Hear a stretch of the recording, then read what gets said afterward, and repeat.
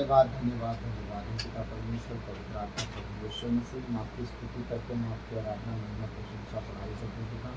आपकी जय जयकार करते प्रभु। आपको धन्यवाद धन्यवाद धन्यवाद हे राजाओं के राजा प्रभुओं के प्रभु प्रभु यीशु मसीह। सुंदर समय के लिए, इस पवित्र जीवित वचन के लिए जो आज आपने हमें दिया है प्रभु, मैं आपको धन्यवाद देता हूँ। राजाओं के राजा प्रभुओं के प्रभु प्रभु यीशु मसीह। प्रभु मेरे मुख पर पहरा बिठाइए, मेरे होठों के द्वार की रखवाली कीजिए।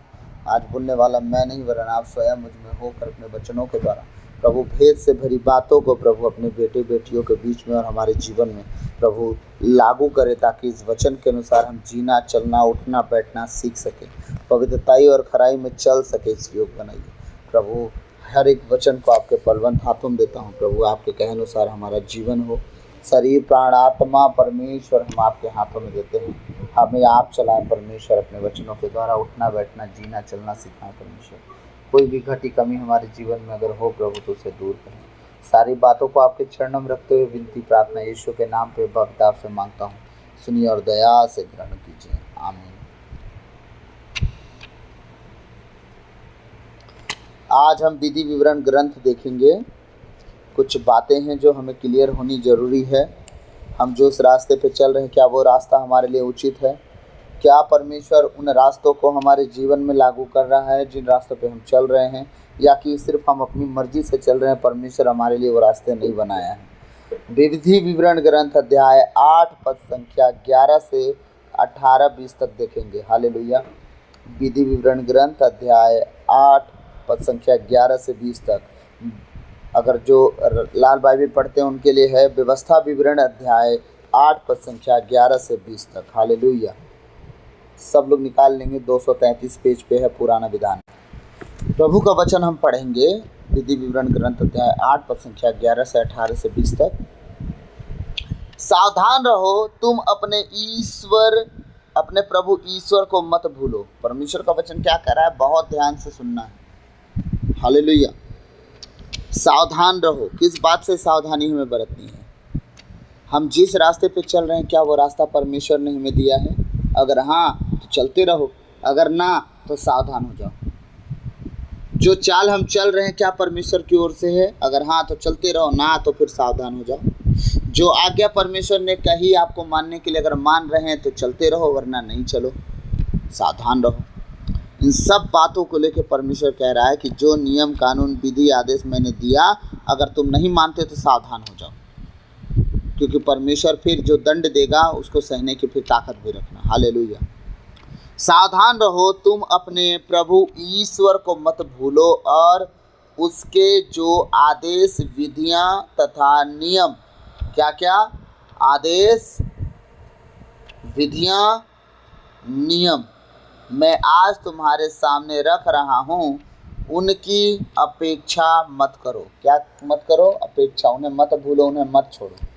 जो कहा जा रहा है उसके अनुसार चलो, उसका परित्याग मत करो, उसे छोड़ के भागो मत। अगर तुम भागोगे तो परमेश्वर भी तुम्हें दूर दूर तक भगाएगा और तुम्हारा कभी साथ नहीं देगा। हालेलुया।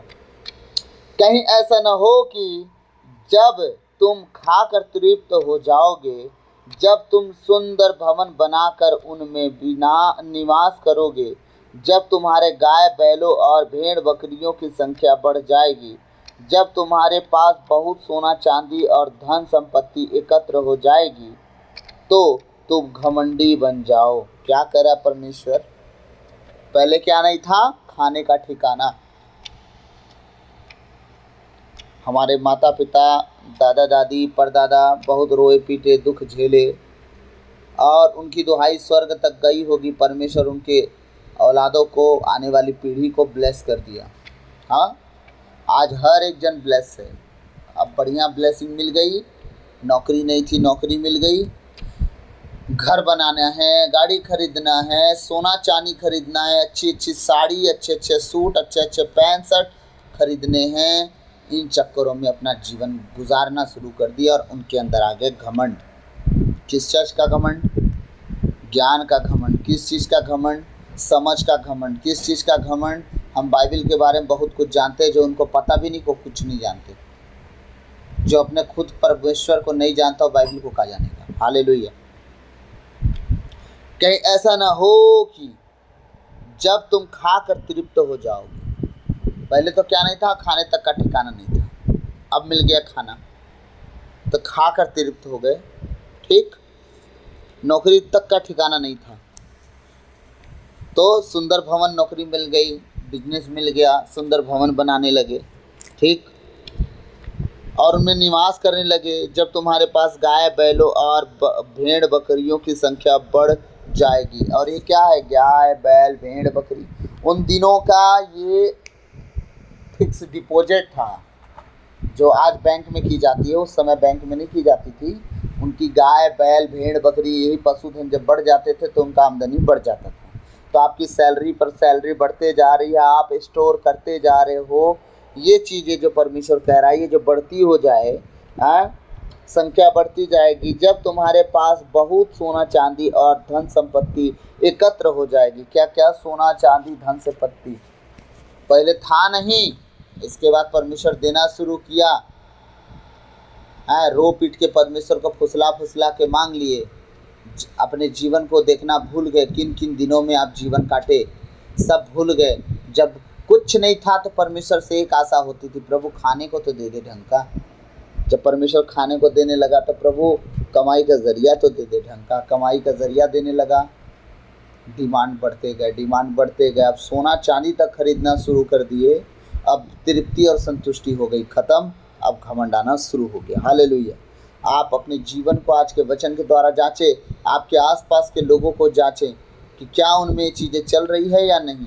आज परमेश्वर के भवन को महत्व नहीं दिया जा रहा है, आज परमेश्वर के वचन को महत्व नहीं दिया जा रहा है। आज ना प्रार्थना को महत्व दिया जा रहा है, ना संगति को महत्व दिया जा रहा है, ना उपवास को महत्व दिया जा रहा है, ना वचन पढ़ने को महत्व दिया जा रहा है। आज अपने कमाई के घमंड को महत्व दिया जा रहा है। लोग अपने आप को कुछ समझते हैं जो कि उनका कुछ पता नहीं आज हैं और कल रहेंगे भी कि नहीं। एक दिन सब खत्म हो जाएगा, ना वो बचेंगे, ना उनकी संपत्ति बचेगी, ना वो स्वर्ग जाएंगे, ना उनकी संपत्ति स्वर्ग जाएगी। लेकिन घमंड में जीवन जी रहे हैं। आज कलीसिया को बनाने और उजाड़ने का दम रखते हैं। कलीसिया किसी के पिताजी की नहीं है, कलीसिया यीशु मसीह की है। याद रखिएगा, बनाने वाला प्रभु है और बिगाड़ने वाला भी प्रभु है।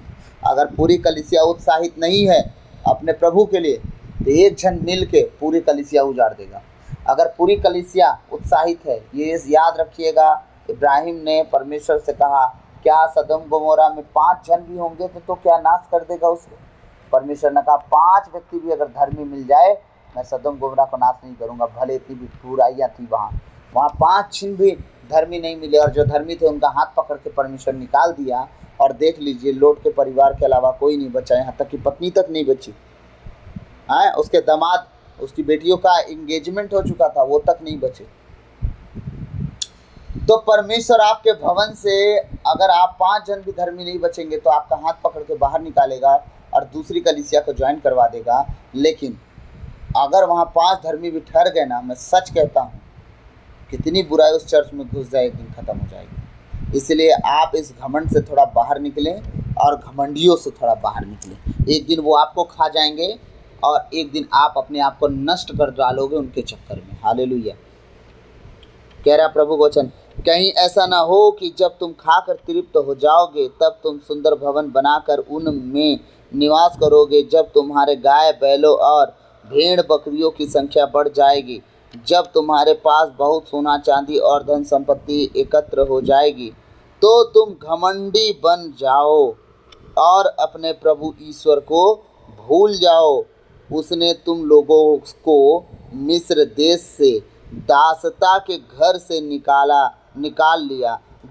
बहुत विस्तार से परमेश्वर बता रहा है, जब सारी चीज़ें तुम्हारे पास अवेलेबल हो जाती है तो परमेश्वर को जल्दी भूल जाते हो, उसके किए उपकारों को भूल जाते। तुम भूल गए कि मिस्र की गुलामी से, दासता के उस गुलामी से, जहाँ तुम ना बीमार पड़े रहते थे, जहाँ तुम गरीबी में लटके हुए थे, दुष्ट आत्माओं का छुटकारा तुम्हारे ऊपर से नहीं जा रहा था। तुम्हारे घर घर आने के लोग तुम्हें देखते थे तो थूकते रहते थे तुम्हारे ऊपर। तुम्हारे ये जिंदगी थी, यही जीवन में मिस्र देश में इजराइलियों को दृष्टांत दिया जा रहा है। लेकिन आज जब हम पढ़ रहे हैं तो हम अपने जीवन को देखें कि किस गुलामी में हम जीते थे। हम शरीर के गुलाम थे, हम परिवार के गुलाम थे, अपने लोगों के गुलाम थे। व्यभिचार के गुलाम थे, नशे के गुलाम थे, बीमारियों के गुलामी में जी रहे थे, ओझा सोखा झाड़ फूक के गुलामियों में जिया करते थे। लेकिन परमेश्वर उस दासता से, उन गुलामियों से तुम्हें बाहर निकाला। आज बैठ के मैं सोच रहा था, एक दिन था कि हमें कहीं ठिकाना नहीं मिला, जहाँ भेजा गया वहाँ तक गए, लेकिन सुकून कहीं नहीं मिला। प्रभु का धन्यवाद हो कि उसने हमें सुकून दिया। हाँ, लालच हो इसी ज़िंदगी पे जो परमेश्वर की ना हो। याद रखिएगा, परमेश्वर आपको दासता से निकाला है, उस दासता से जहाँ से दुनिया की कोई ताकत नहीं निकाल पाई आपको, जहाँ से सिर्फ और सिर्फ मरने के अलावा कुछ नहीं था। अगर आज जीवन में आपके सब कुछ भरपूरी से परमेश्वर कर दिया उस दासता से निकाल के, तो याद रखिएगा, परमेश्वर जिस तरह अपने वचन में कह रहा है कि घमंडी हो गए, प्लीज़ ना हो आप। अगर आप घमंडी होंगे और अपने प्रभु परमेश्वर को घमंडी होकर उसे भूल जाएंगे, याद रखिएगा आपके पास दुनिया में कहीं जगह नहीं मिलेगा बचने के लिए, छुपने के लिए कि परमेश्वर से आप छुप जाओ। जिस दिन वो आपसे लेखा लेगा उसका जवाब आपके पास नहीं होगा।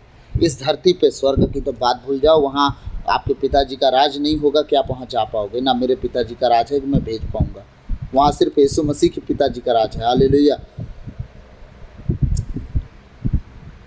और प्रभु का तुम्हारा तो तुम घमंडी बन जाओ और अपने प्रभु ईश्वर को भूल जाओ। उसने तुम लोगों को मिस्र देश से दासता के घर से निकाल लिया। हाँ, उसने इस विशाल भयंकर मरुभूमि में विषैले सांपों बिच्छुओं और प्यास के देश में तुम्हारा पथ प्रदर्शन किया। उसने इस जलहीन स्थान में तुम्हारे लिए कठोर चट्टान से पानी निकाला। हालेलुया। परमेश्वर इजरायलियों को याद दिला रहा है, सुनो, जब तुम मिस्र से निकाले गए थे तो विषैले सांपों से बचाया मैंने तुम्हें। हाँ, मरियों से बचाया मैंने तुम्हें। जहाँ पानी का व्यवस्था नहीं था वहाँ से मैंने पानी दिलाया तुम्हें। हाँ, परमेश्वर कहता है भयंकर मरुभूमि में विषैले सांपों बिच्छुओं और प्यास के देश में तुम्हारा पथ प्रदर्शन किया और चट्टान से, जलहीन स्थान में तुम्हारे लिए कठोर चट्टान से पानी निकाला। अब आज के दिन में हम उस बात को हम देखते हैं। आज के दिन में हमें ढंग का खाने तक का नसीब नहीं होता था, ठीक, परमेश्वर दिया। वो तो शुक्र है परमेश्वर का कि पानी से नहीं मारा हमें।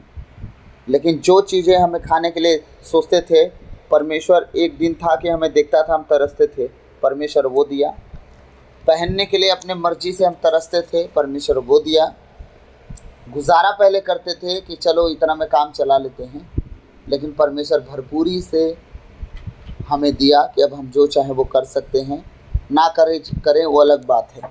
हाँ, अपने घर के ताड़ना से, लोगों के विरोध से, बुराइयों से, ईर्ष्या जलन से, दाह से, झगड़ों से, गाली गलौज से, इन सारी परिस्थितियों से हमें निकाला और उनके आदेशों को मानने से निकाला जिनके हम गुलाम बन के अपने घरों में, परिवारों में, उन लोगों में रह रहे थे। मतलब भैया आपके कहने का ये मतलब है कि माता पिता गुलाम बना के रखते हैं? नो, मैंने तो ऐसा कहा भी नहीं। लेकिन माता पिता, भाई बहन के अलावा भी कुछ लोगों के ज़िंदगी में ऐसे लोग होते हैं जो आपका गुलाम बना देते हैं।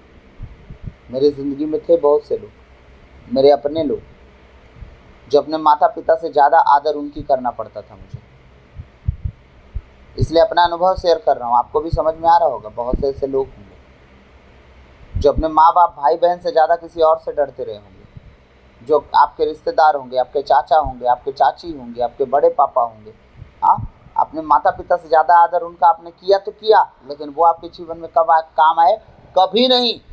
जब तक आपसे काम उनको मिलता रहा, वो आपको डांटे दबेरे, आपसे काम निकाले, और जब आपको उनकी ज़रूरत पड़ी वो झाड़ के साइड हो गए। भैया हमारे पास तो तुम्हारे लिए कुछ नहीं है, बस गुलामी करवाने के लिए तुम बड़े पापा चाचा बने हो।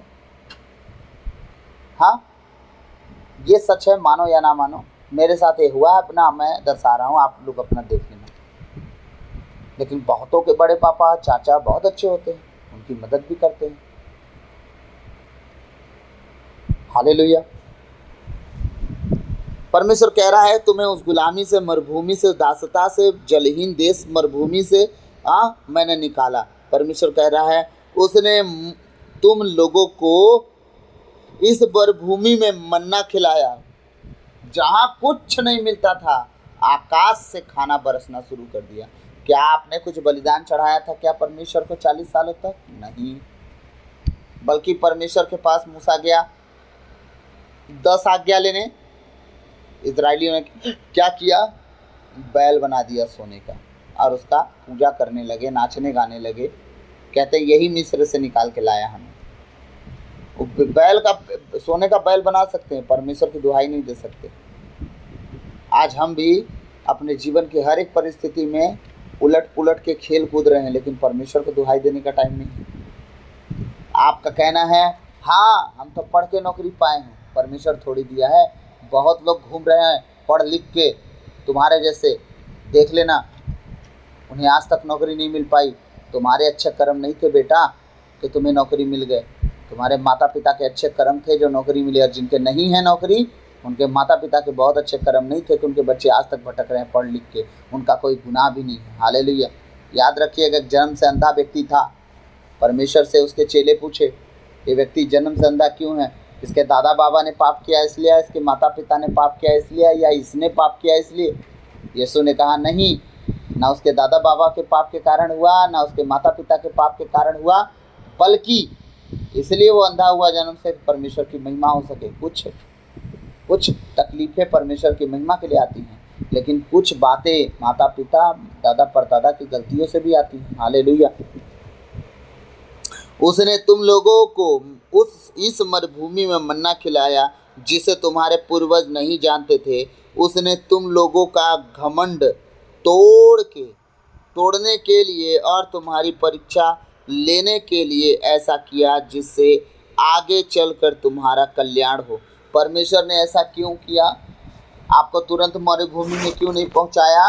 क्योंकि आप घमंडी हो गए थे। जिस परमेश्वर ने आपको 10 विपत्तियों से मिस्र से निकाला, जिस परमेश्वर ने लाल समुद्र को 2 भाग करके आपको निकाला, आपको मन्ना स्वर्ग से खाना खिलाया, लेकिन आपके घमंड को तोड़ने के लिए वो भटकाता रहा 40 साल तक, आपको उस देश में प्रवेश नहीं करने दिया जहां वो ले जाना चाहता था। क्यों? क्योंकि आप भुनभुनाए और कुटकुटाए और परमेश्वर के विरोध गए। अपने मोबाइल के लिए, अपने टीवी के लिए, अपने घर परिवार के लिए आप समय निकाले, पति के लिए, पत्नी के लिए, अपने खाने के लिए, अपने पहनने के लिए, अपने घर बनाने के लिए आपके पास बहुत समय थे, लेकिन आपने अपने परमेश्वर के लिए समय नहीं निकाला। इसीलिए परमेश्वर क्या किया? घमंड तोड़ने के लिए आपको भटकाता भी है।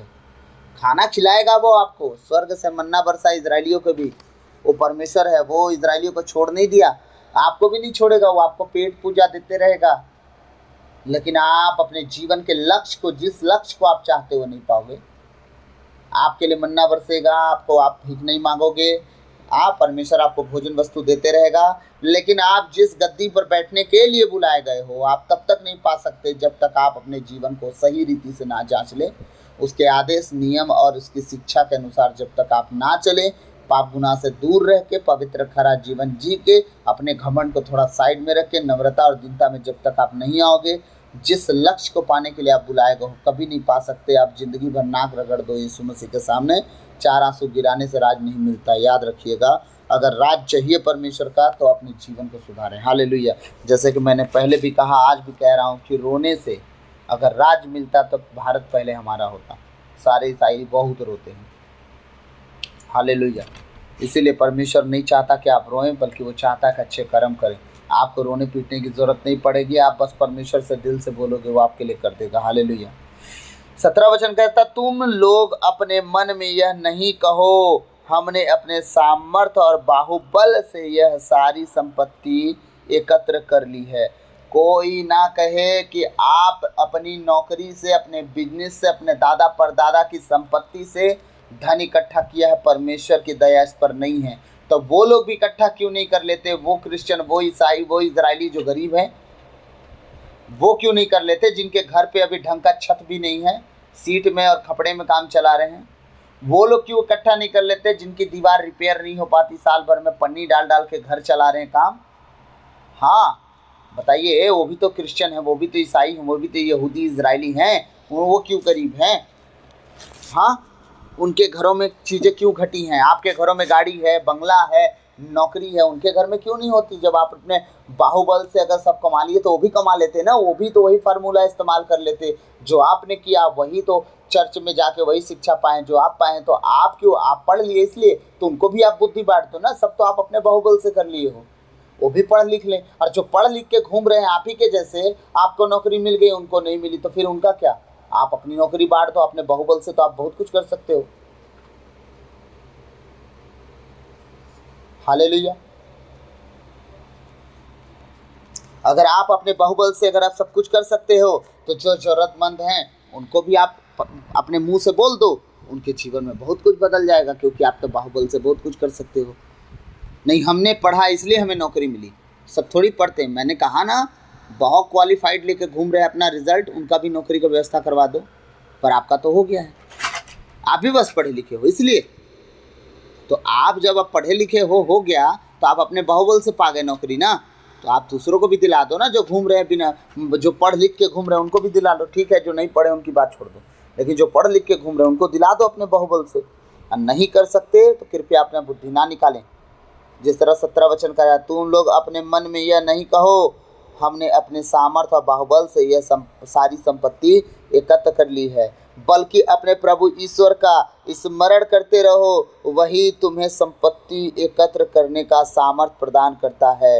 याद रखना, परमेश्वर तुम्हें धरती पर हर वो या आशीष देने में तुम्हें सामर्थ्य देता है, प्रदान करता है, ब्लेस करता है जो तुम्हारे पास है तुम्हें पाने के लिए। हालेलुया।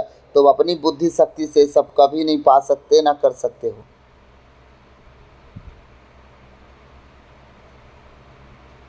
क्योंकि वह आज तक वह विधान बनाए रखता है जिसे उसने शपथ खाकर तुम्हारे पूर्वजों के लिए निर्धारित किया है। वो शपथ खाया था तुम्हारे पूर्वजों से कि तुम खाए बिन नहीं मरोगे, भूखों नहीं मरोगे, भीख नहीं मांगोगे। सारी बातों को याद रखा है और उसके अनुसार आप सबको अपने माता पिता के कारण, आपके दादा परदादाओं के आशीष पाने के कारण आप ब्लेस हो, क्योंकि वह आज तक वह विधान बनाए रखता है जिसे उसने शपथ खाकर तुम्हारे पूर्वजों के लिए निर्धारित किया है। वो जितनी बातें तुम्हारे पूर्वजों से उसने किया आज तक उसे पूरा कर रहा है। 19वां वचन कह रहा है, यदि तुम अपने ईश्वर को भुलाकर पराये देवताओं के अनुयायी बन जाओगे। पराये देवताओं के अनुयायी बन जाना, आज तो इजरायली भी गैर मूर्तियों के पास जाते हैं पूजा करने के लिए, गैर जातियों के सामने, उन ओझा सोखा टोना जादू के सामने जाते हैं, यह सच है। हाँ, आप सोच लो, आप खुद चले गए हो अगर पराये देवताओं के पास, तो परमेश्वर के अनुयायी आप कैसे बन सकते हो जब दूसरों के अनुयायी बन गए तो? परमेश्वर कहता है, यदि तुम अपने ईश्वर को भूलकर पराये देवताओं के अनुयायी बन जाओगे। पराये देवता, कुछ तो पराये देवता रियल वाले उनके पास जाते हैं, मूर्ति पूजा, ओझा सोखा, और कुछ लोग जो पराये देवताओं के पीछे नहीं भागते, पर उनके देवता कौन बन गए हैं? उनका टीवी, उनका मोबाइल, उनका बच्चा, उनका घर, उनकी गाड़ी, उनका पति, उनका पत्नी, उनकी संपत्ति, उनका सोना, उनका चांदी, उनका गहना, उनका कपड़ा, उनका बिस्तर, सब कुछ उनके लिए देवता बन के रह गया है और परमेश्वर की जरूरत उन्हें नहीं है। उनका देवता उनके घर ही में घूम रहा है। कुछ तो नौकरी में इतना लीन है कि खुदा को टाइम नहीं दे पाते, कुछ तो नौकरी के बाद इतना लीन है कि खुदा को टाइम नहीं दे पाते। कुछ को बहाना है कि हमारे पास नौकरी है, हम कैसे करें। कुछ को बहाना है कि नौकरी के बाद बहुत सारा काम है। करो बहाने, जिस दिन परमेश्वर बहाना करेगा मारते रहना गुहार बैठ के।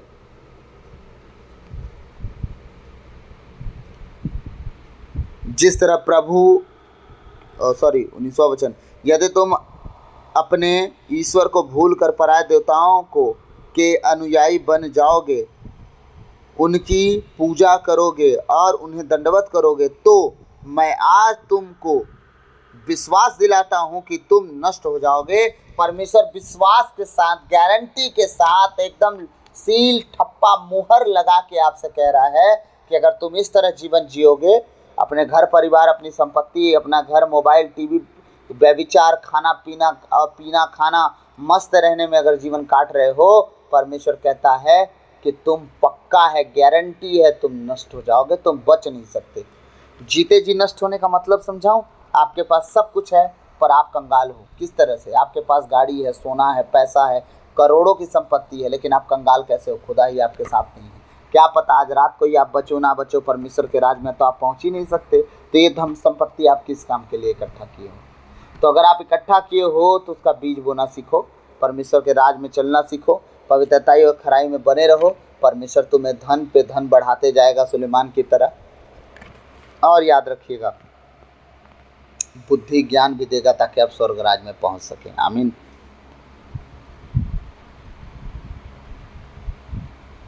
कह रहा है प्रभु का वचन, उनकी पूजा करोगे और उन्हें दंडवत करोगे तो मैं आज तुमको विश्वास दिलाता हूँ, विश्वास दिला के वो कह रहा है कि तुम नष्ट हो जाओगे। जिस तरह प्रभु ने तुम्हारे सामने राष्ट्रों का विनाश किया, उसी तरह तुम भी नष्ट हो जाओगे, क्योंकि तुमने प्रभु की वाणी की अवज्ञा की है। परमेश्वर का वचन कह रहा है, जिस तरह गैर जातियों को तुम्हारे सामने मैंने मारा, उन्हें नष्ट किया, उन्हें बर्बाद कर डाला, वो नहीं बचे, तबाह हो गए, याद रखना उन्हीं के साथ तुम्हारा भी सर्वनाश हो जाएगा। तुम बच नहीं पाओगे और तुम्हें कोई नहीं बचा सकता अगर तुम इसी तरह चले, क्योंकि वो भी इसी तरह चले, अपने भोग विलास, अपने कमाई खाने में गुजार लिए जीवन। और तुम प्रभु के हो के, प्रभु को जान के अगर तुम उनकी तरह जीवन जियोगे, खाली मूर्ति पूजा में भागोगे, व्यभिचार में भागोगे, चीज़ों को खरीदने में भागोगे, परमेश्वर कहता है तुम्हारा नाश भी उन्हीं तरह मैं कर दूंगा, तुम्हारा सर्वनाश भी मैं उन्हीं की तरह कर दूंगा, तुम्हें नष्ट भी मैं उन्हीं की तरह कर दूंगा, तुम बचोगे भी नहीं उन्हीं की तरह, और तुम्हारा उनका एक साथ नरक की आग में डिस्को चलते रहेगा। तो इन बातों को स्मरण रखें और भूलें ना। परमेश्वर हमसे क्या चाहता है? वो बस इतना चाहता है कि हम उसके पास लौट आएँ, हम उसके पास लौट आएँ, हम उसके पास लौट आएँ। और वो कुछ नहीं चाहता, वो हमसे बस इतना चाहता है कि हम सावधान रहें, अपने प्रभु ईश्वर को न भूलें और उसके वचन को न भूलें, न त्यागें, ना उसके आदेशों को भूलें, ना उसके नियमों को भूलें, ना उसके आज्ञा को भूलें, ना उसकी विधियों को भूलें। बस जो कहता है उसके अनुसार चलते जाएं। परमेश्वर धरती पर और स्वर्ग पर हमारे लिए बड़े बड़े रास्ते परमेश्वर बना के रखेगा, ताकि हम स्वर्ग में जा सकें और धरती पर जीते जी बड़ी ब्लेस हो सके। तो प्रभु आज के इन वचनों के द्वारा हम सबको आशीष दे। अगर आपको अपनी कमी घटी आज के वचन के द्वारा दिखी हो, तो मैं आप सबसे नम्र निवेदन करूँगा कि मुझे ताना मारना, बुरा भला बोलने से आपको फ़ायदा नहीं होगा। अपने जीवन को आप जांच लेंगे, अगर आप उस कमी घटी से बाहर निकल जाएंगे, मैं सच कहता हूँ परमेश्वर आपको बहुतायत से ब्लेस करेगा, बहुत आशीषित होंगे और परमेश्वर आपके जीवन को बढ़ाते जाएगा। आप कभी शर्मिंदगी का मुंह नहीं देखेंगे, परमेश्वर आपको महिमा सहित इज्जत देगा। तो प्रभु आज के इन वचनों के द्वारा आप सबको आशीष दे। सबों को जय यीशु, गॉड ब्लेस यू।